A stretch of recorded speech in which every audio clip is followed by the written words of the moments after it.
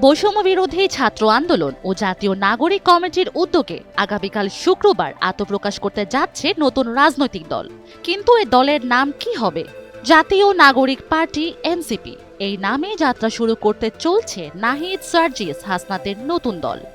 দলের নেতাদের সূত্রেই এ তথ্য জানা গিয়েছে। একই সাথে এ নিয়ে ফেসবুক পোস্টও দিয়েছেন জাতীয় নাগরিক কমিটির আহ্বায়ক সার্জিস আলম। এই পোস্টে শুভকামনা জানিয়ে কমেন্ট করেছেন অনেকে। জানা গিয়েছে, তরুণদের এ রাজনৈতিক দলের আহ্বায়ক পদে নাহিদ ইসলাম ও সদস্য সচিব পদে আক্তার হোসেনের নাম চূড়ান্ত হয়েছে।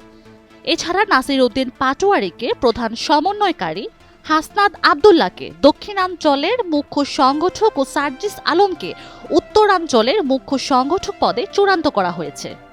আজ বৃহস্পতিবার দুপুর থেকে বিকেল পর্যন্ত রাজধানীর বাংলা মোটরে কেন্দ্রীয় কার্যালয়ে জাতীয় নাগরিক কমিটি ও বৈষম্য বিরোধী ছাত্র আন্দোলনের যৌথ বৈঠক হয়। সেখানে এসব সিদ্ধান্ত হয়। আগামীকাল বিকেলে রাজধানীর মানিক মিয়া এভিনিউয়ে নতুন এই দলের আত্মপ্রকাশ অনুষ্ঠান হবে। সেখানে দলের শীর্ষ পদে মনোনীতদের নাম ঘোষণা করা হবে।